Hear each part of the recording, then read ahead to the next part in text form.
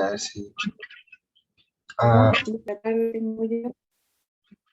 Y bueno, la clase de hoy día, vamos a cortar aquí, eso es. La clase de hoy día tiene que ver con un tema bien particular, la verdad. Siempre estamos quizás acostumbrados a escuchar o incluso de manera muy familiar que nos pregunten, o incluso también en los animales, ¿no es cierto?, en relación a infecciones fúngicas, que son más bien infecciones por hongos, incluso algunas veces superficiales, las tiñas, ¿no es cierto?, las caídas del pelo muchas veces, el pie de atleta, por ejemplo, clásicamente, son infecciones que son más bien superficiales, que comprometen la parte cutánea, pero cuando nos referimos a una infección fúngica invasora, estamos hablando de que el compromiso que tiene ya es más allá que en la piel. Ya estamos hablando que hay un compromiso sistémico y por lo tanto es una cosa que da una gravedad muy alta al paciente y eso hay que tenerlo muy en consideración. Por lo tanto hay que tener ciertos scores para uno poder también pesquisar a tiempo, sospechar. Eh, a veces incluso se pueden prevenir, entre comillas, algunas infecciones, pero tenemos que estar muy atentos. Entonces eso es lo que vamos a conversar hoy día. Por favor, siéntanse libres de poder hacer consultas entre medio, abran su micrófono, si tienen cámara, con cámara para irnos viendo, así que ningún problema. Bien, entonces como primera cosa decir que estas infecciones habitualmente van a ocurrir de manera oportunista. Esto quiere decir que van a encontrar un huésped que su inmunidad de alguna forma está un poquito alterada y hace que, o favorece en el fondo el crecimiento de algunos hongos y que hacen que esto sea mucho más severo, ¿ya? Habitualmente hay dos grupos de pacientes que son los que más tememos que puedan cursar con este tipo de infecciones, que es el paciente inmunosuprimido. El que tiene más compromiso es el paciente neutropénico severo, los pacientes que están con quimioterapia, y pasado la quimioterapia, habitualmente después de los 7 días comienzan a caer rápidamente sus defensas. Y por otro lado está el paciente crítico. La unidad de paciente crítico es un paciente que está invadido, ya está con catéter venoso central, está con, habitualmente también con ventilación mecánica, está con sonda urinaria, ha tenido cirugía, está grave. Entonces un paciente que la inmunidad también se encuentra alterada. Sobre todo estamos hablando, en ese caso, un poco de la inmunidad celular, que es bastante, digamos, se ve muy afectada en esto. Y por lo tanto, estos cuadros generan una alta morbimortalidad. ¿Ya? Hay que tener mucho ojo porque incluso el retraso de los inicios de tratamiento puede generar también mortalidad de estos pacientes y por eso es que uno siempre los está pensando, los está buscando. Actualmente, yo creo que ya hace varios años, en realidad esto ha ido en un aumento bastante importante en la incidencia de casos, sobre todo a nivel intrahospitalario, o sea, los pacientes que llegan por alguna situación grave, en el fondo ya tienen riesgo por su misma situación de base de tener estas infecciones y además que tenemos mayor pesquisa. Los laboratorios de microbiología están mucho más habituados a hacer los diagnósticos, hay más equipamiento, hay más técnicas, es mucho más quizás rápido también de poder obtener la información que hace unos 10 años atrás. ¿Ya? Y además que hay otros grupos que también se han ido sumando a estos grupos de riesgo, pero básicamente tienen que ver con eh, este tipo de pacientes de alguna forma inmunosuprimidos. Es importante señalar, y que ustedes también lo recuerden y anótenlo por ahí, son los pacientes diabéticos y sobre todo los pacientes diabéticos tipo 1, que también tienen, sobre todo los pacientes que llegan con cetoacidosis, tienen una alteración de la inmunidad bastante también importante y son huéspedes muy requeridos, digamos, para un tipo particular de hongo invasor, que lo vamos a ver más adelante. Y lo otro bueno es que yo creo que ya hace por lo menos unos 5, 7 años atrás contamos con nuevos tratamientos antifúngicos, no solamente estamos con los azoles, con el fluconazol, también se encuentran la familia de las equinocandinas, que probablemente quizá alguno de ustedes las ha escuchado, aníbula fungina, ¿no es cierto? Es uno de los medicamentos que actualmente más utilizamos y una de las gracias que por qué se ha ido desarrollando esto, porque el fluconazol sepan ustedes que tiene algunas reacciones importantes en tratamiento, sobre todo, por ejemplo, fallas hepáticas. Pueden aumentar, ¿no es cierto?, transaminasa, pueden causar también falla hepática. Entonces necesitamos que justo en un paciente que esté grave, con esos componente, digamos, que esté con falla renal, que esté con falla hepática, necesitamos algún tratamiento que sea dirigido eh, para ellos y que no tengamos que estarlo ajustando entonces a estas fallas que estamos viendo, ¿ya? Así que hay mejores antifúngicos y yo creo que además el hecho que se estén usando más antifúngicos que antes también hace aparecer estos hongos. Es una cosa como un poco la resistencia antimicrobiana. Mientras más usamos un antibiótico, por ejemplo, contra pseudomonas, más vamos a tener también la aparición de pseudomonas. Y bueno, ¿cómo se clasifican estas infecciones invasoras fúngicas?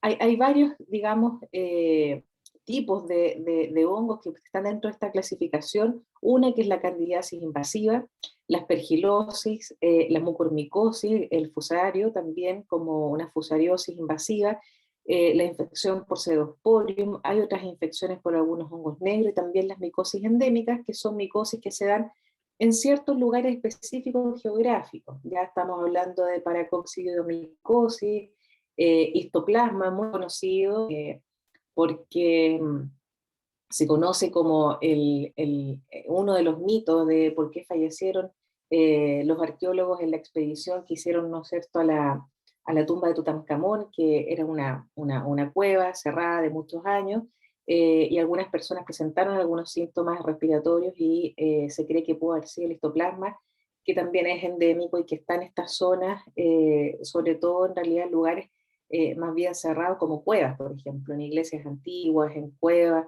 se puede encontrar este hongo. ¿Ya? En Chile en general no cuenta con una geografía que permita tener este tipo de hongo, ¿ya? Pero sí lo vemos en personas que han estado en el extranjero y que vuelven a Chile, ¿ya? Chilenos que han estado fuera y vuelven, o migrantes también que han presentado algún cuadro, se han infectado en sus lugares, ¿no es cierto?, de donde provienen y han hecho una reactivación después de esas infecciones. La verdad es que es muy infrecuente de ver acá, pero si ustedes van a un congreso brasileño, por ejemplo, de enfermedades infecciosas, se van a encontrar con un montón de póster y artículos que están publicados ahí en el congreso en relación a este tipo de hongos. Para nosotros son hallazgos anecdóticos y que también son publicables a nivel nacional, un poco para ir adquiriendo y teniendo la experiencia.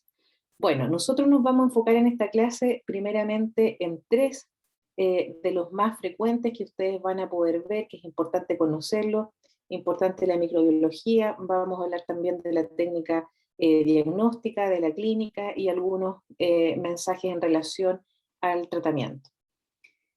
Cándida primero. La cándida es uno de los hongos que se encuentra distribuido de manera muy universal, está en todos los escenarios que ustedes puedan ver ambientales, ¿ya? Está en la tierra, está en alimentos, está en la vegetación, está en animales, está en comida, cualquier parte.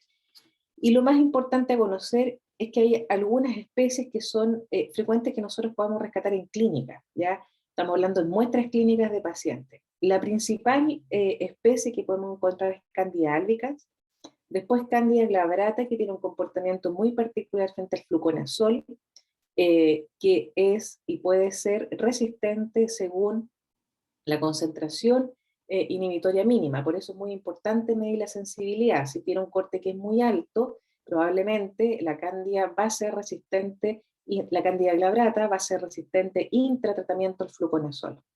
Candida parapsilosis, que tuvimos hace unos años atrás a nivel nacional, un brote muy importante de esta cándida, se encontraba contaminada unas aguas de ciertas diálisis, entonces eso hizo que muchos pacientes en diálisis también tuvieran esta infección grave.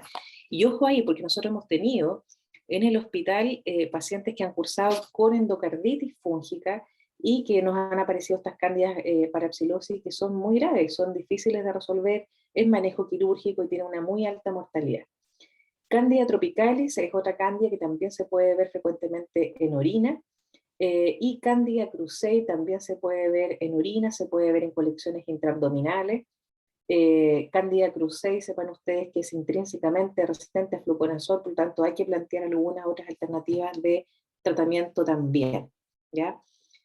Así que como ven ustedes, cada una tiene igual un poquito su particularidad, que es importante conocerlo, y también la ubicación donde se pueden encontrar desde el punto de vista de, en un paciente, por ejemplo, en qué muestras pudiéramos esperar encontrar esto. Recuerden que Cándida en sí también es parte de la microbiota del gastrointestinal. Por lo tanto, en algunas zonas cuando hay perforación intestinal, también o hay que pensar que Cándida pueda entrar al líquido peritoneal y nos pueda causar una infección intraabdominal. Hay que tenerlo en consideración y lo vamos a ver más adelante en el score de Cándida, que es muy reconocido para ayudarnos y poder iniciar un tratamiento empírico sin tener la cándida en un cultivo y poder partir al paciente igual un tratamiento antes de tener los resultados del laboratorio. Bueno, y la mayoría de estas cándidas tienen esta particularidad que se dividen por yemación, bastante simple, entre comillas, en realidad su reproducción, en la cual una célula hija, ¿no es cierto?, va a ser bastante similar en cuanto a, pudiera llegar a ser muy similar en cuanto a tamaño y la conformación que tenga saliendo de su célula madre. Y hay otras que van a quedar o van a formar unas pseudohifas, ¿ya? Van a quedar un poco alargadas y en alguno de sus extremos van a ir a ser como un brote, ¿ya? Entonces aquí no se alcanzan a separar completamente, ¿ya? Y esta forma es muy importante reconocerla porque es una de las formas en las cuales la cándida es capaz de ir y atravesar los tejidos. Entonces las muestras de biopsia, por ejemplo, nos pueden describir las levaduras, que son estas clásicas cándidas, o nos pueden describir también pseudohifas y que nosotros vamos a saber que está en un estado invasor de tejido. Aquí les traje, aquí tenemos unas fotos a mano izquierda de lo que es la clásica forma que tiene estructura de la cándida, que es una levadura, y cuando la vemos que está en su periodo, ¿no es cierto?, algunas reproduciéndose, están saliendo por yemación, ya se ve como un tipo palitroque aquí. Ya, esto es importante verlo, porque cuando ustedes les digan aquí hay levaduras que están en yemación, ustedes tienen que hacer al tiro inmediatamente la asociación de que es una cándida que está en reproducción o es un hongo que está en reproducción, ¿ya? Si solamente ven levaduras, por ejemplo, con estructuras que están no completas, se puede decir que son estructuras más bien antiguas, muertas, y que no hay emancipación, quizás no es que estén todavía persistentes en el líquido que ustedes quisieron tomar la muestra. Ya son levaduras que están muertas a raíz del tratamiento que el paciente ha recibido, por lo tanto ustedes van a poder definir un tiempo también de duración de tratamiento. ¿Ya? Así que lo importante aquí es reconocer y preguntar además si es que hay alguna estructura que se encuentre en yemación. A mano derecha está la otra forma de cándida, que es esta pseudohifa que les decía yo. No sé si alguno conoce las orquídeas o tiene orquídeas en su casa, pero ven ustedes que es bastante similar y como van saliendo los brotes en alguno de los lados y sin salirse completamente. ¿Ya? Esto es una pseudohifa, entonces, que es la otra forma conocida de cándida. Aspergillus, en general Aspergillus, bueno, es otro hongo que también se encuentra, pero increíblemente en muchas partes del medio ambiente, sobre todo en la naturaleza. En general es un hongo que es ubicuo, que no causa daño. El problema es el huésped. Cuando el huésped está muy inmunocomprometido es altamente invasor y causa mortalidad, ¿ya? ¿Dónde más podemos encontrar hongos? Podemos encontrarlo en tierra, podemos encontrarlo en agua, también en vegetación, ¿ya? Y es fácilmente dispersable, o sea, como va generando algunas microesporas, ¿ya? Se puede dispersar fácilmente por el ambiente. Por eso es muy importante que como está en tierra, ¿ya? En los lugares en los cuales hay pacientes inmunosuprimidos, en los hospitales, en las clínicas, se debiera evitar en las salas de hospitalizados o cercanos a esto que hayan plantas, ¿ya? Ustedes van a ver que habitualmente las plantas pueden estar o al ingreso o simplemente no van a haber ninguna planta en un recinto hospitalario porque esa capacidad que tiene esta tierra de poder tener aspergilo y liberarse por estas esporas que puedan llegar a los pacientes por inhalación puedan causar una enfermedad grave, ¿ya? El ciclo biológico del aspergilo es bastante simple, también, como yo les decía, se forma por esporas, es para su reproducción, y después de que germinan estas esporas se van formando hifas, ya hifas completas, y estas son las formas agresiva e invasiva que tiene este hongo, ¿ya? En las especies que nosotros vemos en muestras también clínicas, porque aquí ustedes van a encontrar una cantidad de aspergillus increíble a nivel de muestras ambientales, pero en las muestras clínicas, lo más frecuente que vamos a ver es Aspergillus fumigatus, ¿ya? Lejos ese es el más frecuente, ¿ya? Y después con menor frecuencia está Aspergillus flavus, el Aspergillus niger y también el Aspergillus tertius, ¿ya? Aquí hay que hacer una consideración y eso quiero que también lo anoten y lo recuerden muy bien, es que como Aspergillus está en tierra, puede estar en polvo, eh, nosotros vemos frecuentemente la aparición, bueno, no tan frecuente, pero va a depender mucho de los centros o la institución en que estén, pero es clásicamente o ocurre clásicamente cuando en un centro hospitalario o clínica hacen una construcción, esa construcción, si no está bien sellado los lugares, ¿ya? Va a liberar polvo, va a quedar en suspensión, va a liberar estas esporas, y vemos que comienzan a haber brotes de aspergillus en las unidades de cuidado intensivo o, por ejemplo, en unidades de hemato-oncología, ¿ya?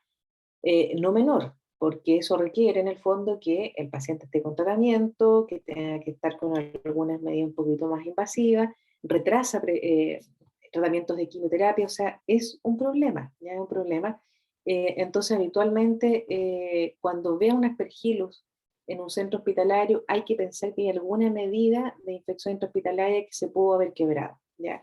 Ojo con las ventanas abiertas, por ejemplo, los pacientes neutropénicos, sobre todo si están al lado de otras construcciones, pueden estar construyendo un colegio al lado, limpiando los techos, raspando un edificio, demoliendo un sector. Lo que ocurra puede afectar a esos pacientes que están en ese sector hospitalario, ¿ya? Así que recuerden este hongo en particular con eso. Este es el Aspergillus, vean ustedes que es muy distinto a lo que es una cándida, ¿ya? Y esta es una hifa completa donde se ven estas conidias que se van a liberar y van a dispersarse después en el ambiente en forma entonces de esporas. Entonces, aquí vemos que es muy clásico y va a depender de la estructura, cómo se vaya viendo al microscopio, los distintos tipos de especies que nos van a ir mostrando el Aspergillus, ¿ya? En cuanto a Zygomycetes, Zygomycetes es de la familia de los mucorales, ¿ya? Y de los miembros más frecuentes que vemos en los Zygomycetes es Rhizopus, mucor sobre todo, Apsidia en un menor porcentaje, Rhizomucor y Apophysomices, ya que la verdad que es muy infrecuente. Lo que más vemos entonces es mucor y Rhizopus, ¿ya? Aquí hay una cosa que es importante considerar. Desde el punto de vista del laboratorio clínico, se pueden obtener las muestras, se puede obtener la colonia. Pero para este tipo de hongos en particular ayuda mucho la biopsia y las muestras de anatomía patológica. Así que ahí hay que tener también mucha consideración de las muestras que vamos a enviar y dónde vamos a esperar que nos puedan decir de qué hongo estamos hablando. Estos hongos en particular se caracterizan porque tienen una formación de hifas anchas, ¿ya? Y no son septadas, ¿ya? Eh, Se describen como raramente septadas porque pudiera haberse alguna línea de separación que les voy a mostrar después, y tiene una reproducción sexual que forma cigosporas, ¿ya? También el concepto de espora o cigosporas, como también lo tiene Aspergillus, ¿ya? Recuerden, Cándida no tiene, es una pseudohifa y es una levadura sin absolutamente ninguna espora. ¿Cómo se adquiere este hongo? También es adquirida por inhalación de espora, puede ser adquirida por la ingesta de alimentos contaminados o por inoculación directa en zonas de traumatismo o a través de catéteres vasculares. Esto sí lo hemos visto. Dentro de todo, primero, el más frecuente es una cándida, segundo el aspergillus y tercero el mucor. Vemos, yo creo que un mucor cada 2 años, para que tengan ustedes una relación, ¿ya? No sé si ustedes escucharon también, pero en otros países a raíz del COVID y el alto uso también de corticoides, se comenzaron a ver este tipo de hongos. Ya está muy asociado a la aparición de aspergilosis pulmonar y también la aparición de mucor. Hongos que, como les digo, son infrecuentes pero con una alta mortalidad. Bueno, estos son los zygomycetes. Vean ustedes que las hifas son unas hifas hialinas, ¿ya? Son hifas anchas, ¿ya? Y no son septadas.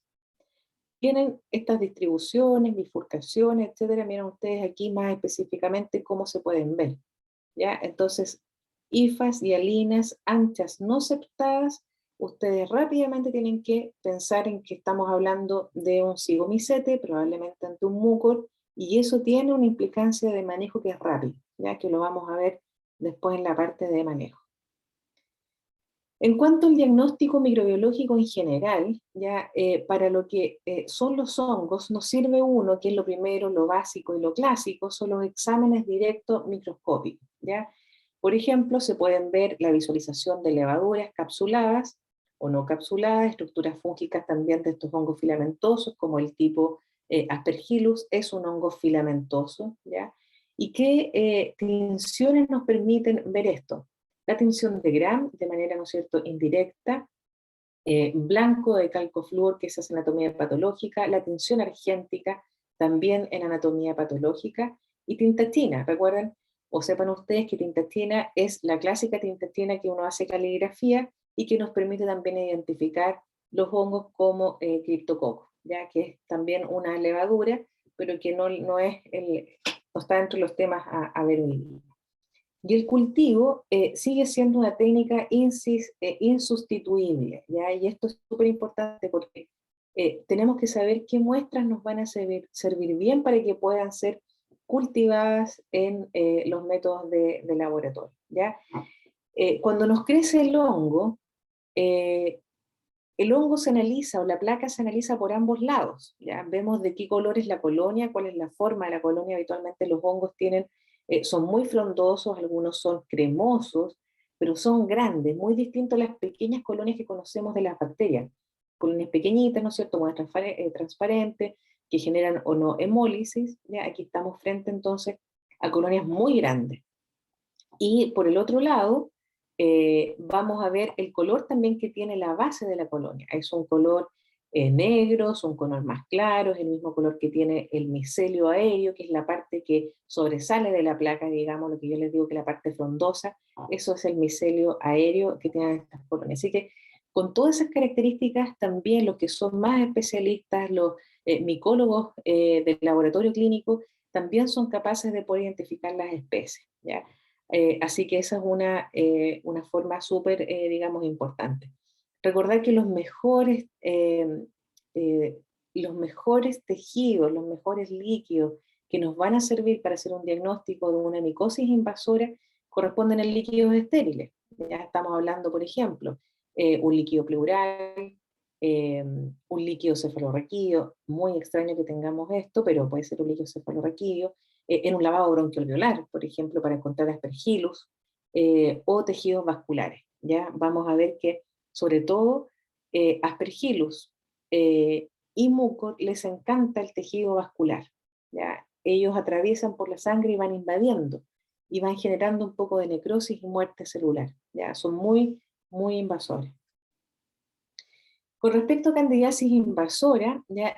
La definición está dada porque hay una candidemia, que es por lo tanto una invasión al torrente sanguíneo que puede estar solamente ahí, o que la cándida esté diseminada, que no solamente la encontremos en sangre, la encontremos en ojo, la encontremos en hígado, la encontremos en vaso, que son los lugares donde clásicamente vamos a ver la cándida.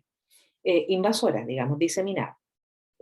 La cándida por sí sola, y recuérdenlo y anótenlo porque es una cosa frecuente de ver como práctica que no corresponde en realidad, es que la cándida en pulmón no causa una neumonía por sí, ¿ya? Entonces muchas veces vemos que aparece una cándida en una muestra de secreción bronquial, una muestra profunda de lavado bronquial y tienden a dejarle fluconazol. La cándida, si no está en otra parte, esa es más bien colonización. Recordemos que son pacientes altamente inmunosuprimidos y que puede estar este hongo que esté ahí nomás sin causar ningún daño. Es el caso para cándida. Pero si la tenemos en pulmón, la tenemos en orina, la tenemos en sangre y tenemos imágenes compatibles, estamos hablando que esto ya es una candidiasis diseminada y es totalmente distinto entonces el valor que le vamos a dar a esa cándida en ese lavado bronquialveolar, ¿ya? Esta candidiasis invasora es la infección fúngica invasora más frecuente en el paciente crítico no neutropénico. Ya estamos hablando que yo les decía inicialmente, un paciente, por ejemplo, un traumatismo abdominal, una cirugía abdominal, que está con catéter venoso central, está con nutrición parenteral el paciente, está invadido en ventilación mecánica. Esta es la cándida que más frecuentemente, o sea, esta es la infección que más frecuentemente vamos a ver. Y por lejos, la especie que más van a ver es Candida albicans, ¿ya? Aquí hay varios factores de riesgo que pueden causar entonces esta candidiasis invasora. La colonización previa, que ya sepamos que antes había estado, por ejemplo, con una cándida en una muestra de orina, pero que no pasó a mayores, o que estaba en esta muestra pulmonar, pero que tampoco nunca ocurrió nada más. Ya tenemos el antecedente que el paciente está agonizado, entonces por lo tanto su inmunidad está alterada. El uso de antibióticos de amplio espectro por más de 5 días. Si estamos eliminando la flora, la microbiota intestinal, de piel y de otras zonas, la verdad es que lo más probable es que vamos a dar pie a que aparezca la cándida y que esta vaya a ser la predominante, ¿no es cierto?, dentro de la flora y generalmente va a causar también infección. Los pacientes que están con catéter venoso central, los que están con nutrición parenteral, los que están con ventilación mecánica después de 48 horas, los pacientes en UCI, como los decía, los inmunosuprimidos, los con corticoterapia, los neutropénicos en menor porcentaje, pero igual pueden tener riesgo, pacientes con neoplasia, sobre todo los pacientes con cirugía abdominal mayor, recuérdenlo, anótenlo por ahí, pacientes con pancreatitis aguda y también pacientes con diabetes mellitus. Bien, esto es el score de Cándida, son factores de riesgo que se van dando puntaje para poder decir en el fondo, bueno, si mi paciente está en la UCI, o sea, está con fiebre en realidad, está en la UCI, está con un central y tiene una cirugía abdominal. Eso me da un puntaje y ustedes lo pueden revisar en este artículo publicado en la revista chilena de infectología, la probabilidad que pueda tener entonces una candidiasis invasora y por lo tanto yo voy a poder partirle, voy a estar respaldado para partirle un tratamiento antifúngico al paciente en ese escenario. O viceversa, por ejemplo, un paciente con pancreatitis aguda que estuvo con una cirugía abdominal, tuvieron que hacer una resección de una colección, por ejemplo, que no fue por aspiración, sino que por cirugía abierta, y está con antibióticos de amplio espectro, carbapenémico y todo, y sigue febril, ojo, pensar en que no tengo que seguir escalando o cambiarme o agregarle antibióticos o combinar varias familias, no. Piensen que pueden estar frente entonces a una infección invasora también por hongos, ¿ya?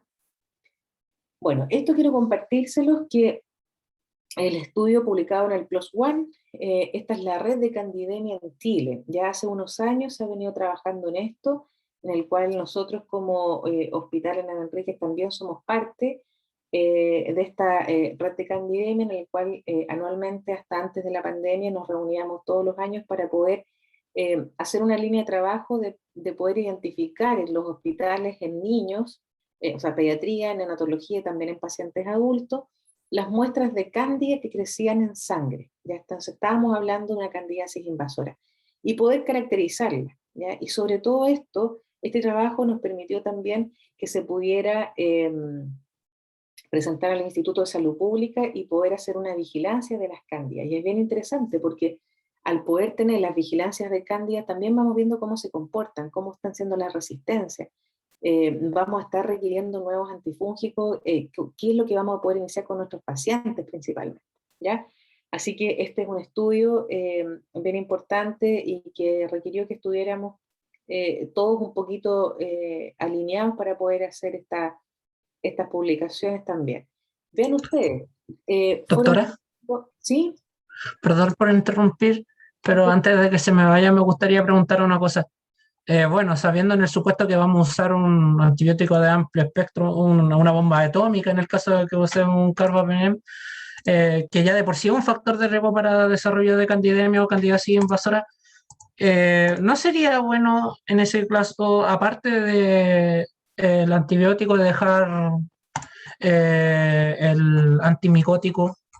Es que depende, pues si tú tienes una infección urinaria sola y resulta que es por una Klebsiella neumonía que es productor de beta-lactamasa espectro tendible, dejaste tapenem y lo trataste, no es un paciente que tenga un riesgo para una infección fúngica invasora. Estamos hablando en escenarios como bien definidos.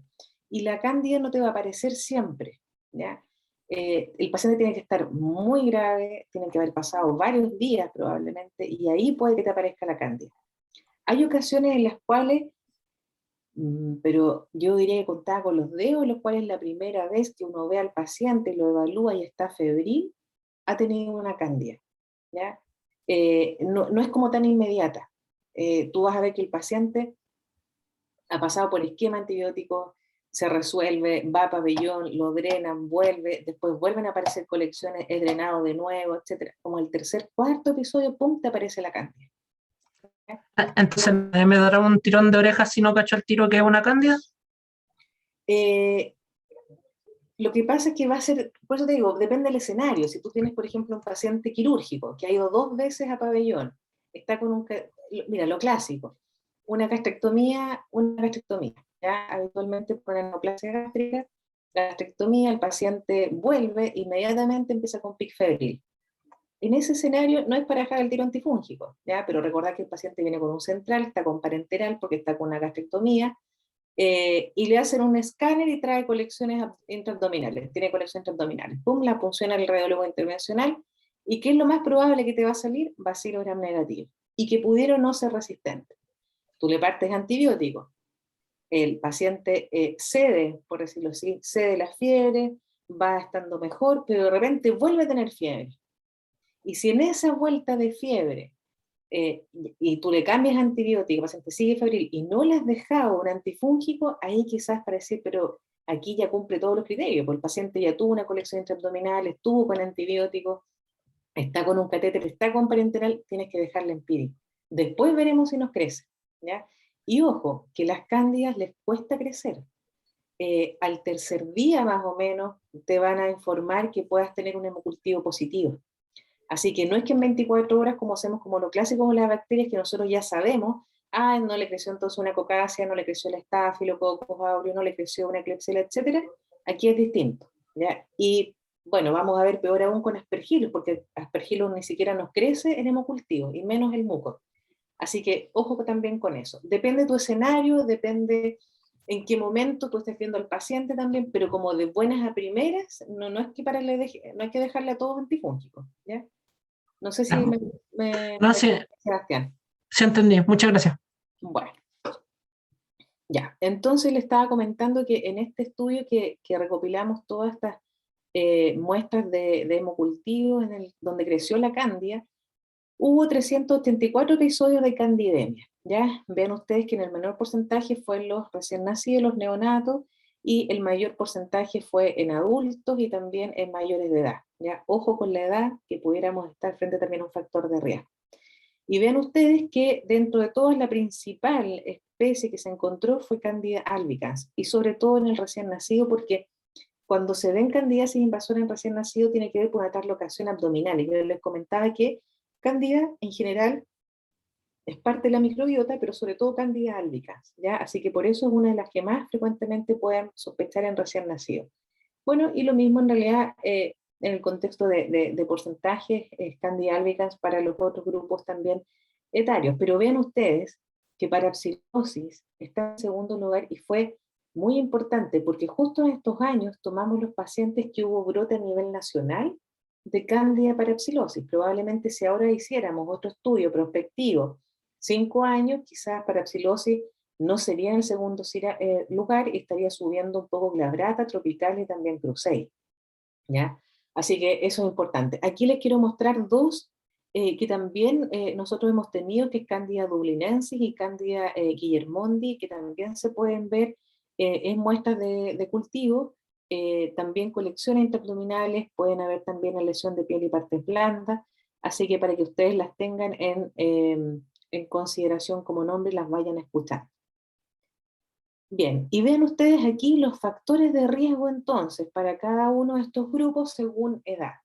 Eh, Principalmente, vean en los neonatos que la admisión en unidad de cuidado intensivo es lo principal, ¿ya? Eso está claro que son las UCIs de neonatología. Para los adultos, ¿ya? Y para los demás también, pero también cuentan otros factores de riesgo. Por ejemplo, si nos vamos a ver otro importante, la ventilación mecánica, ¿ya? Otra de las cosas importantes, lo que yo les decía, catéter venoso central. Y miren ustedes también acá, el uso previo también de antibióticos, ya cosas importantes. Otra cosa a mencionar, falla renal, que también se ve, pacientes que en el fondo están graves, ¿ya? Eh, y qué otra cosa importante que también hemos mencionado, neoplasia, por ejemplo, es una también de las consideraciones. Y aquí en general, para todos, ven ustedes también que una cirugía previa también es un factor de riesgo visto en esta, digamos, en esta serie. Así que viene un poco a respaldar lo que ya está descrito, está bien publicado también por otras series extranjeras.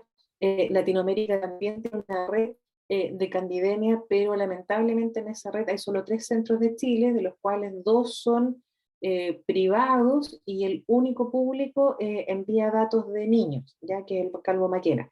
Así que no hay tampoco una representación tan clara de Chile en esa red de latinoamericana, pero ahora, como este grupo ya está muy conformado, está muy sólido, y con todos estos datos también se entran, digamos, ahora en análisis de la red latinoamericana. Bien, en candidiasis invasora entonces el diagnóstico está y es fundamental la sospecha clínica, conversábamos a raíz de la pregunta que hace Sebastián. Súper importante el sospecharlo, que ustedes sepan entonces estos factores de riesgo para poder iniciar tratamiento, ¿ya? Los cultivos, muestras de sangre, muestras de líquidos estériles, muestras de las colecciones, tejidos hepáticos, colecciones esplénicas, tejido esplénico, que uno no va a entrar a puncionar, o sea, si hay una cirugía abierta, si tiene que resecar algo, ahí se enviará, digamos, al tejido, ¿ya? Hay paneles de biología molecular que también nos permiten identificar cándida, y aquí anótenlo en alguna parte. En las válvulas cardíacas, como yo les mencionaba, cuando teníamos pacientes con endocarditis, por parapsilosis, en hemodiálisis, los pacientes, como demora mucho igual el cultivo, otra de las técnicas que podemos hacer y llegar a la especie directamente es hacer una PCR universal. Ustedes ya manejarán el concepto de biología molecular de la reacción de polimerasa en cadena, que es el clásico PCR conocido por todos por el tema del COVID. Eh, y esta PCR, a diferencia del COVID, o la PCR, por ejemplo, para influenza, o la PCR para ANTA, que son específicamente para ese tipo de ADN, para ese agente, aquí la PCR universal hace correr una PCR 16S, que es el material genético que identifica las bacterias en común, ¿ya? Y cuando va identificando que es una bacteria, comienza a hacer sus separaciones y finalmente llega a una especie que puede ser un estreptococo, por ejemplo, puede ser alguna otra bacteria. Asimismo, trabaja otra PCR, pero que es solamente para hongos, ¿ya? Identifica todo el patrón común que hay un hongo y después va haciendo su selección de la parte genética para ver si es que está frente a alguna cándida. Y así hemos hecho los diagnósticos también en algunas endocarditis, así que lamentablemente no tenemos disponible en la región este examen, lo mandamos a Santiago y obviamente tiene ahí su delay en la información, ¿ya? Bueno, entonces yo quiero aquí plantearles los escenarios que se los he ido repitiendo, pero para que ustedes siempre lo estén recordando. Pacientes con sepsis por catéter, sobre todo que estén con nutrición parenteral. Ojo, considerar entonces la cándida y los pacientes post cirugía abdominal y que tengan, ¿no es cierto?, colecciones, que estén con algún líquido peritoneal todavía, que estén con filtración de las cirugías, de las uniones, ¿no es cierto?, intestinales donde hubo resección, también pensar que puede haber presencia de cándida. Bien, aquí vean ustedes qué pasó con el tratamiento de estos pacientes, de los 384 pacientes que estaban con candidemia.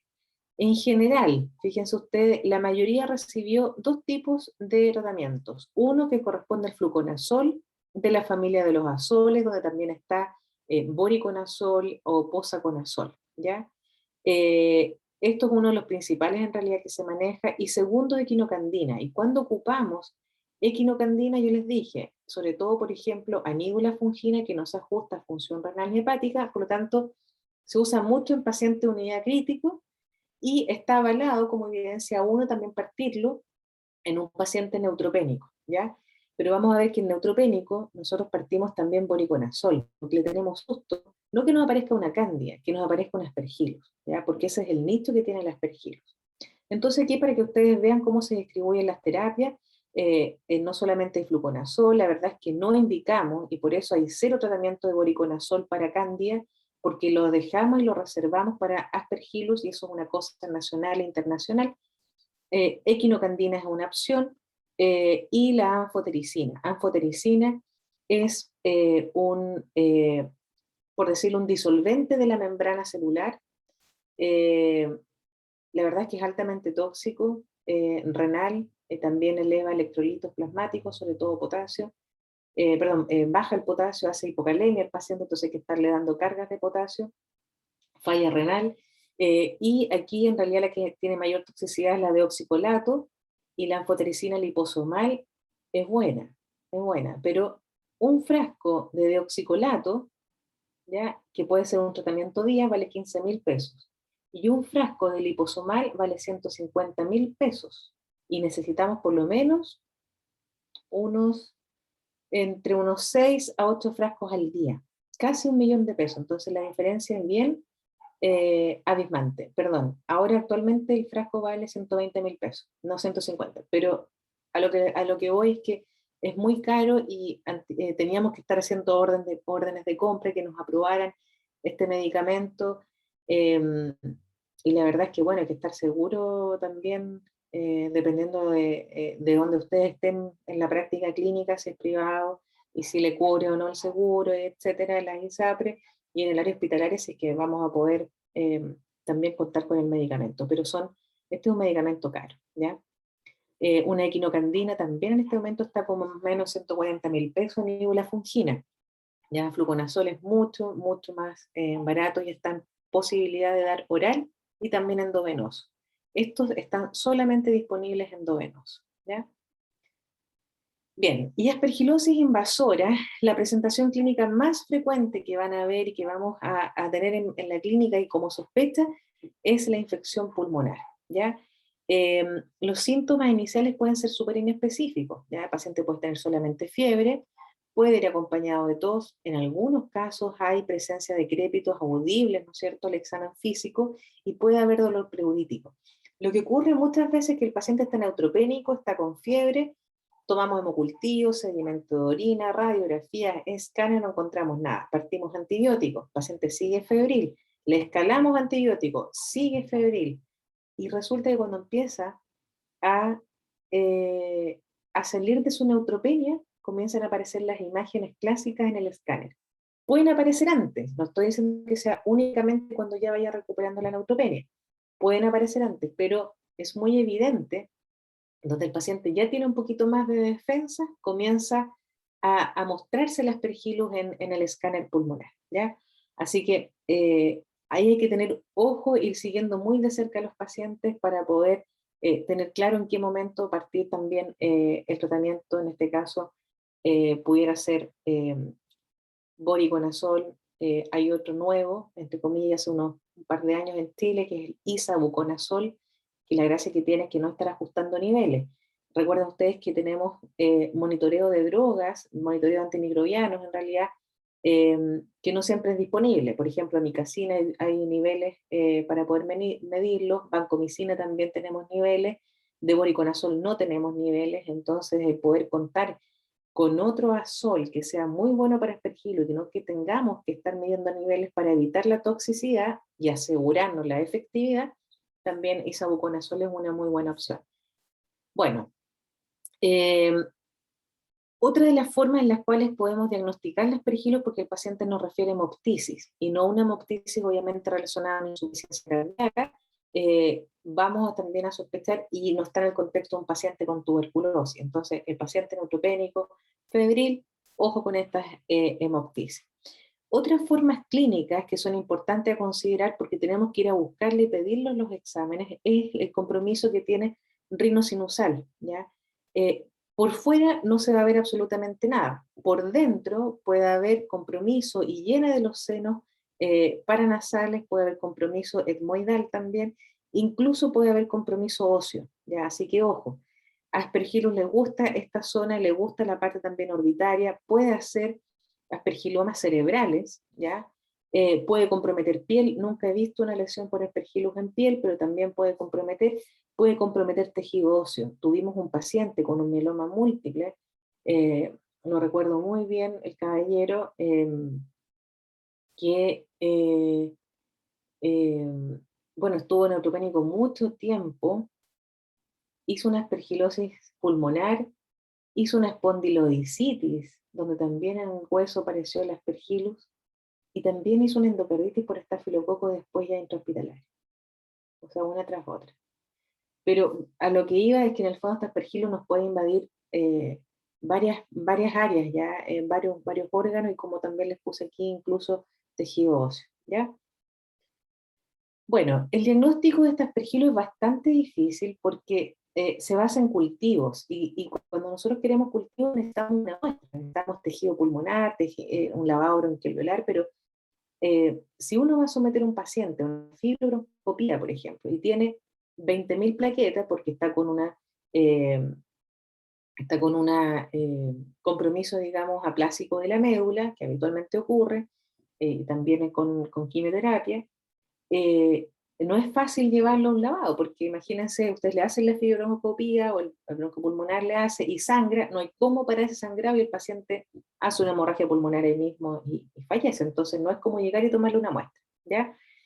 Eh, entonces, claro, lo ideal es tener esta histología también, una muestra de pulmón, una biopsia, pero no todos van a ir a llegar y funcionar el pulmón, ¿cierto? No es tan fácil, por eso les digo. Pero tenemos algunas cosas indirectas, que es el antígeno galactomanano. Galactomanano es parte de la pared del aspergillus, sobre todo, no es únicamente el aspergillus, pero sobre todo aspergillus, puede estar en fusario también, y podemos medir este galactomanano. En el hospital, bueno, y a raíz de pertenecer a esta red donde habíamos estado trabajando, logramos tener galactomanano ya hace algunos años, que después la red nos compartió algunos galactomananos, y después el laboratorio y el hospital fue comprando. Así que eso fue súper bueno. Y esto es una cosa indirecta que podemos ir viendo y midiendo. La recomendación es hacer la medición de galactomanano 2 veces a la semana, martes y viernes, por ejemplo, lunes y jueves en un paciente neutropénico y que está febril. El corte en sangre es de 0,5. El corte también en lavado bronquialveolar es de 0,7. Entonces, si yo veo que un paciente está con fiebre y parte con 0,2, se mantiene en 0,2, 0,2, 0,2, poco probable que haya un aspergillus, pero si empezamos a ver que está en 0,2, sube a 0,4, después nos da 0,47, sigue febril, yo puedo anticipadamente comenzar un tratamiento con voriconazol, porque incluso la presencia de este antígeno en sangre me adelanta ya a la presencia de alguna imagen o lesión pulmonar. ¿Ya? Así que eso es una excelente ayuda para poder ir viendo o hacer el seguimiento de estos pacientes. Aquí les muestro una imagen pulmonar, un gran nódulo en realidad que va acompañado de este halo alrededor un poquito más eh, como virus merilado, con componente también alrededor, que pudiera verse como un pseudo árbol en brote en realidad, pero estas imágenes son clásicas de aspergillus, ¿ya? Eh, a veces cuesta un poquito diferenciarlo, puede estar acompañada incluso a veces de una neumonía bacteriana, así que es bueno ir haciendo tener un basal del paciente, poder ir haciendo alguna imagen, idear si son vasculares, estas imágenes, estos compromisos, hacerlo eh, medio, con medio contraste, pero si no, poder ver una imagen donde vayamos a ir viendo qué es lo que aparece. Habitualmente esto que se ve aquí corresponde a esto de acá, que es necrosis. El aspergillus, como yo les decía, genera infartos. Es vascular absolutamente. Entonces, vamos a ver así eventualmente una muestra de biopsia.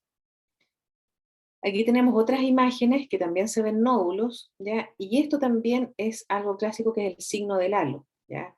Perdón, esta es la luna creciente, que se ven como medias lunas aquí, ¿ya? Eso también es algo que se puede ver en Aspergillus.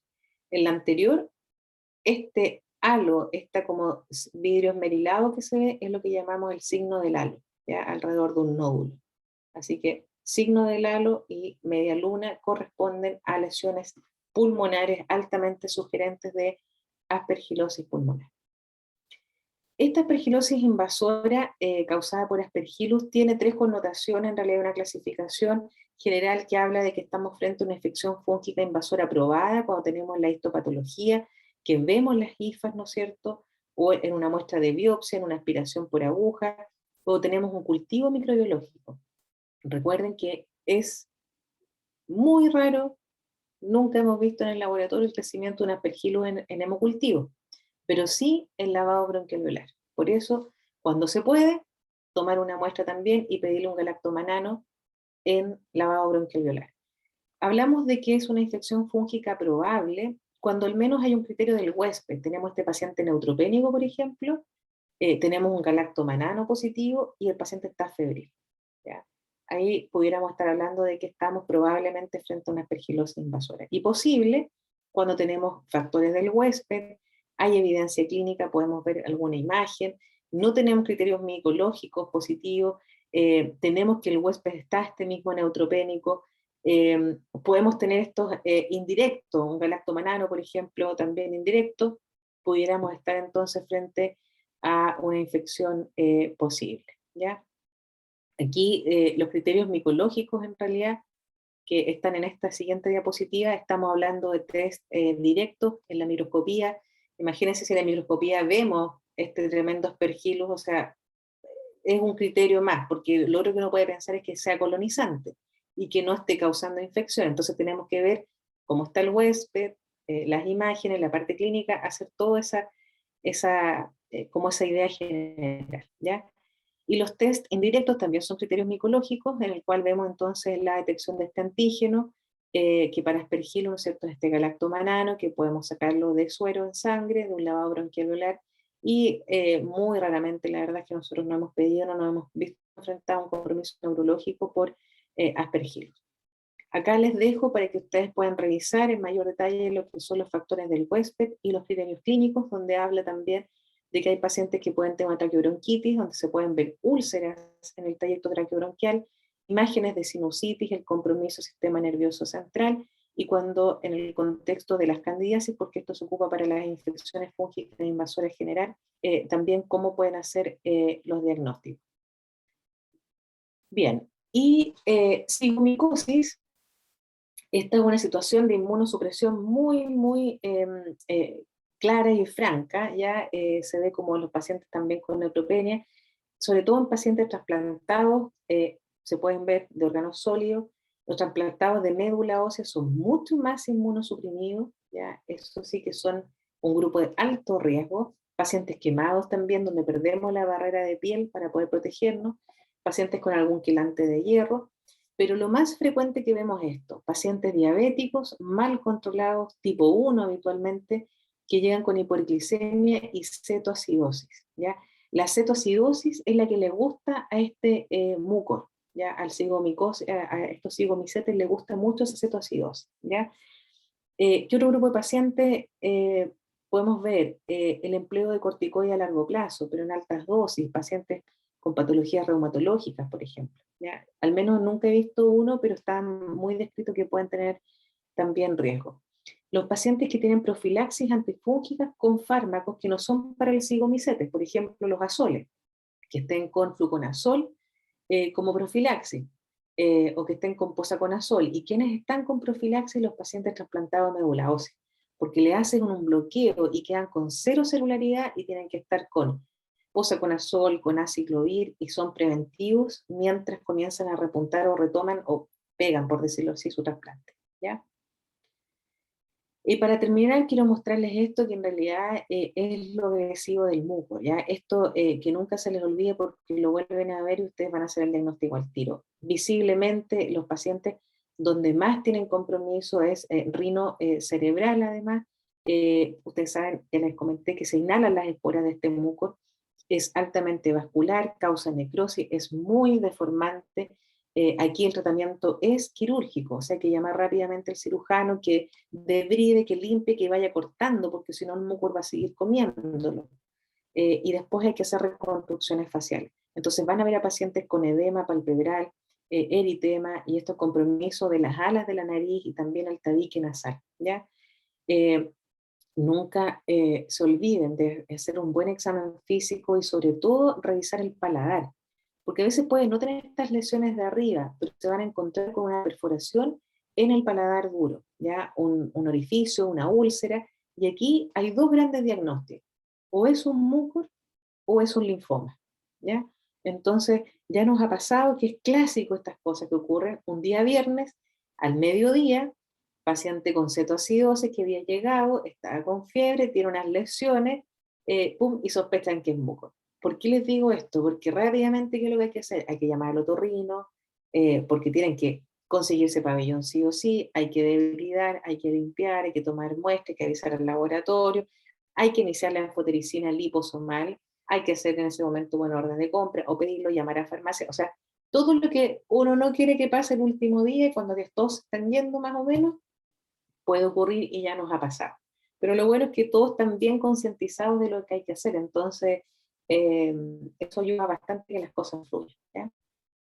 Bien, dudas, preguntas, consultas.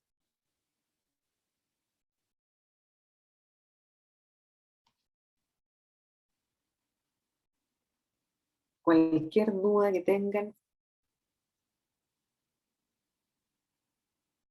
quedó todo claro.